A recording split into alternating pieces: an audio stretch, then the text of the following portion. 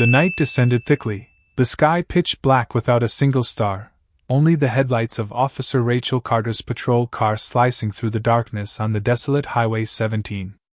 The steady hum of the engine echoed like a monotonous melody, blending with the biting wind that rustled through the tall, spindly trees lining the road, carrying the faint scent of damp earth and decaying leaves. Rachel exhaled a breath of white mist into the freezing air, her hand gliding over the dashboard to adjust the radio, which had long emitted nothing but an irritating static. Tonight, everything was eerily quiet, no cars passing by, no urgent calls from dispatch, only a silence that hung like an invisible veil. But Rachel, with more than 5 years of experience in law enforcement, knew that peace sometimes heralded an approaching storm. She tilted her head slightly, sharp eyes scanning the road ahead, and then, like a scene ripped straight from a horror film, a shadow suddenly darted out into the lane. Rachel slammed the brakes, the tires screeching piercingly against the damp pavement. The patrol car shook violently as it came to a sudden stop, mere meters from the dark figure. Her heart pounded wildly against her ribs, her grip tightening on the steering wheel until her knuckles turned white, breath coming in rapid bursts, forming small clouds of mist inside the cold cabin. "What the hell?" she muttered, trying to steady herself while narrowing her eyes, straining to see through the glare of the headlights. Under the cold, white beam, a German shepherd stood firm in the middle of the road, its thick black antan fur bristling in the night wind, ears perked up like 2 small arrows. It didn't run, didn't flinch at the bright lights or the roar of the engine. Instead, it stood its ground, amber eyes glowing like tiny embers, staring straight at Rachel with an eerie determination. She furrowed her brows, a creeping unease settling in her chest. This wasn't the first time she had encountered wildlife during a patrol, but something about this dog made it impossible for her to ignore. She pushed open the door and stepped out, her leather boots pressing against the icy pavement. Her right hand gripped the heavy flashlight, while her left instinctively rested on the holster at her hip, a reflex born from years on the force. The wind howled, cutting through her uniform jacket, making it billow slightly. "What are you doing out here in the middle of the night, buddy?" she called out, keeping her voice calm but watchful, her gaze locked onto the animal. The dog barked once, short, sharp, then took a few steps back, but it didn't flee as she had expected. It stood there, watching her for another second before turning around and starting to trot down the road, its movements deliberate, as if it knew exactly where it was going. A few meters ahead, it stopped, glanced back at her again, its bright eyes seeming to signal something. Rachel blinked, a strange instinct stirring inside her. This wasn't just a lost dog, it had a purpose, a clear intent, as if it was trying to lead her somewhere. And in her mind a thought flashed: if it was trying to get the attention of a police officer in the middle of nowhere, then something serious must be happening. Without hesitation, Rachel reached into the car, grabbed her patrol cap, and pulled it on to shield herself from the cold before locking the vehicle. She switched on her flashlight, its strong white beam cutting through the darkness, and quickly followed the dog. Her boots crunched over dry leaves and broken twigs at the roadside, their sharp crackles echoing in the still night. The dog, whom she now decided to call Titan, for its strong and resolute demeanor, led her off the main road and onto a narrow, hidden trail behind the trees. The forest loomed ahead, dense and shadowy, its towering canopy blocking out most of the sky, leaving only slivers where the faint moonlight managed to seep through. The wind whispered through the leaves, an eerie susurration in the night. Titan moved with astonishing confidence, undeterred by the increasingly rough terrain. Exposed roots jutted up like natural traps, fallen branches lay scattered, scratching at her pant legs. Rachel quickened her pace, stumbling slightly at times but quickly regaining her balance, her eyes never leaving Titan's silhouette as it guided her deeper into the darkness. Suddenly, Titan halted in a small clearing within the forest. Rachel stopped in her tracks, her breath escaping in white puffs of vapor, her heart pounding fiercely in her chest as she sensed the tension hanging in the air. Titan's ears stood tall, its body taut like an arrow poised to launch, its head slightly tilted as if listening for something. Rachel held her breath, her hand gripping the flashlight tightly, and then she heard it, a faint, trembling groan coming from ahead, mingling with the sound of the wind. She swung her flashlight toward the noise, its beams sweeping across slender tree trunks, and then she saw it, a few meters away, beneath the roots of a large fallen tree, a little girl huddled, her small frame shivering in a thin, mud-streaked jacket. Her arms clutched her knees tightly, her disheveled hair nearly covering her face, but Rachel could still discern the panic in her posture. Titan barked loudly, a sound both powerful and urgent, then bolted straight toward the girl, its tail wagging furiously as if unable to contain its excitement. The girl's head snapped up, her wide, round eyes brimming with a mix of terror and hope as she caught sight of the dog. For a fleeting moment she froze, as if her own eyes. Then her small face crumpled, tears spilling over, and she let out a raw, choked sob, heavy with emotion. She lunged forward, her tiny hands wrapping around Titan, fingers digging into its thick fur as though terrified it might vanish if she let go. "Titan!" she sobbed, her voice breaking with a flood of relief and pain intertwined. Rachel felt her heart tighten. She hurried forward, kneeling beside the girl and gently placing a hand on her shoulder. "Are you okay, sweetheart? What's your name?" The girl drew a shaky breath, tears still streaming down her dirt-smudged cheeks. I'm Emma," she stammered, her voice faltering between sobs. "My dad, he's hurt, I can't find him." Rachel glanced at Titan, its amber eyes now fixed on her, as if trying to convey something. Could this dog be leading her not just to Emma, but to her injured father as well? She gave Emma's shoulder a gentle squeeze, her voice soft yet firm. "You're safe now, I promise. We'll find your dad, okay?" Emma nodded weakly, her small hands still clinging to Titan as if it were her only anchor in that moment. The dog settled close beside her, pressing its head against her leg, its gaze never wavering from her, as though vowing to protect her to the end. Rachel straightened up, taking a deep breath to steady herself. "Emma, can you tell me what happened?" she asked, her tone gentle and coaxing. Emma looked up, her red-rimmed eyes glinting with fear. "My dad and I were walking in the forest. He said we'd go camping, but it got dark so fast. He slipped and fell somewhere, told me to stay put, not to follow. But then Titan pushed me away, and I got lost." Her voice broke, tears welling up again as she buried her face in Titan's thick fur. "He's still out there, ma'am. He needs help." Rachel's body tensed instinctively. A man injured and missing in this frigid forest for hours. His condition could be critical by now.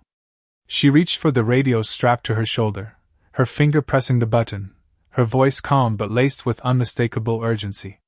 "Dispatch, this is Carter, location outskirts of Highway 17. I've located a missing girl, Emma Brooks, approximately 10 years old. We're searching for her father, possibly severely injured in the woods. Requesting immediate assistance." A crackle of static buzzed through the radio for a second before the dispatcher's voice replied. "Copy that, Carter. Rescue team is being deployed, ETA 15 minutes. Stay cautious." Rachel nodded, though the other side couldn't see, then turned to Emma, softly wiping the tears from her cheeks with her thumb. "The rescue team's on its way, but can you remember which way your dad went?" Emma shook her head, her small shoulders trembling. I don't know. It was all so dark, I just followed Titan." Rachel was about to offer more reassurance when Titan suddenly sprang to its feet, letting out a loud bark that echoed through the forest, then darted off in a specific direction, nose low to the ground, sniffing with unyielding determination. Rachel looked at Emma, her eyes lighting up. "It knows the way. Are you ready to help me find your dad?" Emma nodded firmly, though her hands still shook as she gripped Titan's fur. Rachel switched her flashlight to its brightest setting, the white beam piercing the darkness ahead, and the three of them, Rachel, Emma, and Titan, plunged deeper into the forest, following the loyal dog's lead. Towering trees loomed like giant specters, their dense branches interlocking to block out the sky, leaving only faint slivers of moonlight filtering through. The wind howled, carrying eerie rustles and a bone-chilling cold. Titan took the lead, ears erect, body brimming with alertness, its steps swift yet steady. Rachel kept a firm hold on Emma's shoulder, feeling the girl's growing fear through each subtle tremble. "Do you think we're close?" she asked softly, careful not to heighten Emma's anxiety. Emma clung to Rachel's jacket sleeve, her voice quivering. "I think so, but I'm scared. What if my dad—" She trailed off, tears brimming once more. Rachel knelt right there in the middle of the path, placing both hands on Emma's shoulders, locking eyes with her. "Listen to me, Emma. We're going to find your dad. Look at Titan, it's not hesitating, it knows exactly what it's doing. Do you trust it?"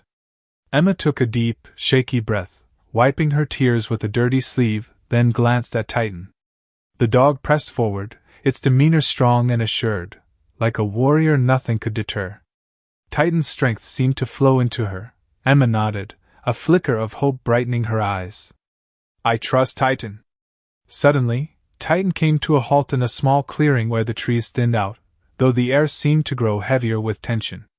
Rachel froze in place, her hand clutching the flashlight so tightly that her knuckles ached. Titan's ears stood erect, its head tilted slightly, its body taut like a strung bow. It was listening. A faint sound emerged, a soft, pained groan, barely audible, blending with the wind whistling through the branches. Rachel swung her flashlight toward the noise, its beams sweeping over low bushes and gnarled roots. And then she saw him, beyond a rugged slope, shrouded in thick darkness. A man lay motionless on the forest floor. His clothes were torn and caked with mud, his body half buried under a layer of dry leaves, one leg pinned beneath a massive gray boulder. His face was ashen, pale as wax, his cracked lips moving faintly but forming no words. "Dad!" Emma's raw scream shattered the silence, her small body lunging forward, but Rachel swiftly caught her, wrapping an arm tightly around her shoulders. "Wait, Emma! Let me check first." Rachel's heart raced, but she forced herself to stay calm. Titan, however, didn't hesitate. It charged down the slope, skidding slightly on the loose soil, then pressed its nose against the man's chest, letting out anxious whimpers, its tail flicking lightly as if trying to rouse him. Rachel eased Emma down to sit nearby, then hurriedly grabbed her radio, her voice urgent yet steady with professionalism. "Dispatch, this is Carter. I've located the missing person, male, severely injured, leg trapped under a large rock, approximately 1 mile west of Highway 17 in the forest. Requesting immediate rescue team." "Copy that, Carter." The dispatcher's voice crackled through the static. "Rescue team is 10 minutes out. Keep him conscious if you can." Rachel nodded to herself, set the radio down, and carefully slid down the slope to the man's side. She aimed her flashlight at his face. His eyes were closed, but his chest rose and fell faintly, a sign he was still alive. "Daniel Brooks?" she called, her voice loud enough to stir him without startling him. His eyes twitched, eyelids fluttering open, his gaze hazy but slowly focusing on her. "Titan," he whispered, his voice so weak it seemed to dissolve into the wind. "It saved me." Rachel exhaled in relief. He was alive, though barely. She glanced up at Emma, who stood atop the slope, her eyes brimming with worry. "Your dad's alive, Emma. Help's almost here. Stay strong, okay?" Titan pressed close to Daniel, resting its head on his chest, its amber eyes fixed on its owner as if willing him strength. Rachel assessed the situation. The boulder pinning Daniel's leg was enormous, likely weighing hundreds of pounds. She couldn't move it alone without risking further harm. But if the rescue team arrived in time, they could save him. She quickly scanned around. No severe bleeding was visible, though his leg was trapped tight, possibly broken, and the forest's bitter cold had surely drained his energy. "Hang in there, Daniel," she said, placing a hand on his shoulder. "We're getting you out." The 10 minutes that followed felt like an eternity. Rachel kept checking Daniel's breathing, while Emma sat above on the slope, hugging her knees, her eyes locked on her father. Titan stayed by his side, occasionally letting out soft whimpers, as if comforting both Daniel and Emma. Then, in the distance, the rumble of rescue vehicles and the sound of hurried footsteps broke through, accompanied by flashlight beams slicing the darkness. Rachel leapt to her feet, waving her arms. "Over here!" We're here! A team of 5, 3 rescuers and 2 medics, rushed forward, carrying a stretcher, medical bags, and specialized rock-lifting gear. A medic knelt beside Daniel, swiftly examining him. How long has he been trapped? He asked, gloved hands checking his pulse. About a day, Rachel replied firmly. Severe dehydration, leg pinned under the rock, but he's conscious. The rescue team moved with precision. 2 positioned a hydraulic jack beneath the boulder, while a medic started an IV drip for Daniel and monitored his vitals.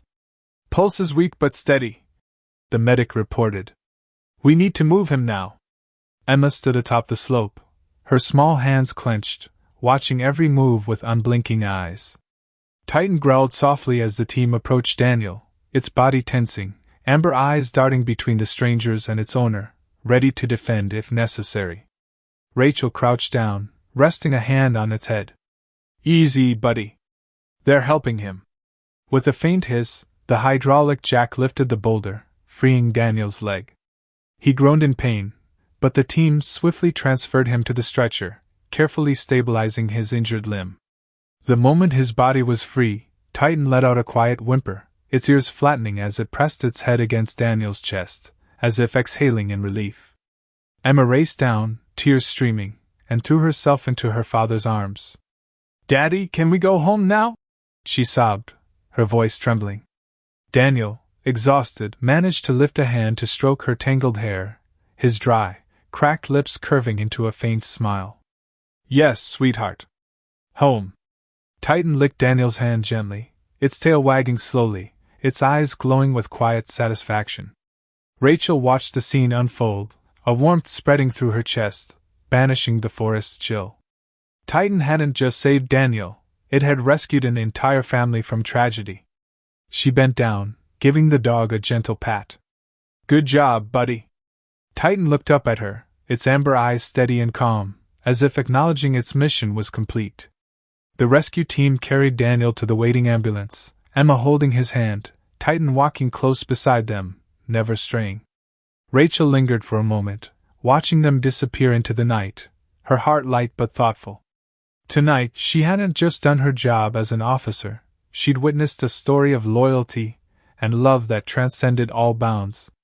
A week later, Rachel drove to a quaint house nestled on the town's outskirts, where soft afternoon sunlight streamed through open windows, illuminating rows of cheerful flower pots lining the porch. She knocked, and the door swung open almost instantly. Emma burst out, her face radiant, free of the fear from that fateful night. Rachel!